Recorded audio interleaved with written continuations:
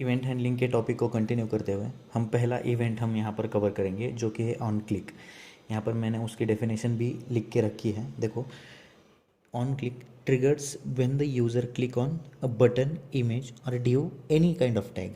Okay, आपके पास एक tag है जो कि आपका एलिमेंट शो कर रहा है आपके फ्रंट एंड पे। तो ये क्या करता है, triggers when a user click on that particular tag. जैसे कि टैग कौन कौन से है, यहाँ पर बटन है, इमेज है, डिव है, वो बहुत सारे टैग्स होते हैं। H1 हो गया, हेडिंग के टैग, हेडिंग के लिए टैग होते हैं, बहुत सारे टैग्स होते हैं। अगर उस पर आपने क्लिक किया, क्लिक इवेंट यहाँ पर, ऑन क्लिक इवेंट यहाँ पर ऑकर हो जाएगा। तो वो करने के लिए हम ऑन क्लिक का यूज़ करते हैं। उसका सिंटैक्स अगर देखोगे आप तो यहाँ पर कोई भी एलिमेंट यहाँ पर ले सकते हो आप, जैसे बटन, इमेज या डिव, कोई भी बटन ले सकते हो।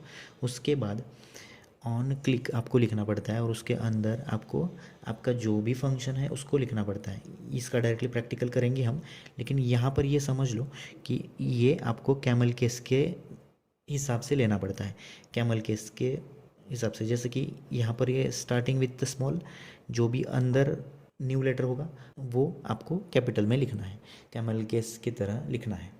और कैमल केस की तरह लिखने के बाद इज इक्वल टू, आप ऐसे आपका फंक्शन प्रोवाइड कर सकते हो उसको।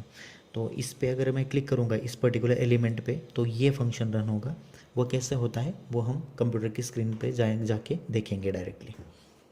ओके, तो हम हमारे कंप्यूटर की स्क्रीन पे आ गए हैं। अब हम यहाँ पर देखेंगे कि कैसे हम ऑन क्लिक इवेंट है उसको हैंडल कर सकते हैं। यहाँ पर मैंने एक कंपोनेंट को यहाँ पर ले लिया है, तो कहीं तो वो कंपोनेंट क्रिएट होना चाहिए। कंपोनेंट्स के अंदर जो कि फोल्डर है उसके अंदर क्लिक बटन नाम से हमने एक क्लिक बटन, देखो क्लिक बटन नाम से एक हमने कंपोनेंट क्रिएट किया है। अब उस कंपोनेंट में जाएंगे तो कंपोनेंट में जाने के बाद आपको वही सिंटैक्स दिखेगा जो भी हमने थियरी में लिखा था। तो बटन है, उसके अंदर हम ऑन क्लिक इवेंट हैंडल करने वाले हैं, जो कि आपको लेके आएगा हैंडल क्लिक नाम से एक फंक्शन। और जैसे ही आप इस बटन पर क्लिक करोगे तो वो अलर्ट क्या शो करेगा, बटन वॉज क्लिक्ड।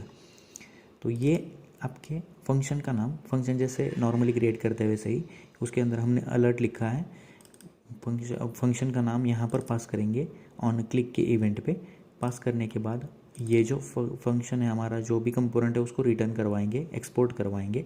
और करवाने के बाद app.js में उसको हम यूज़ करेंगे। यूज़ करने के बाद देखो वो कैसे दिख रहा है। यहाँ पर अगर आप देख सकते हो तो सेंटर पे क्लिक मी नाम से बटन आ रहा है।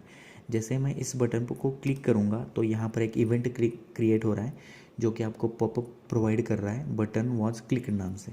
जैसे आप इस पर ओके करोगे तो ये बटन एंड क्रिएट हुआ जो भी आपका फंक्शन था वो एग्जीक्यूट हो रहा है। तो ऑन क्लिक इवेंट कैसे हैंडल कर सकते हैं इस वीडियो में हमने देखा।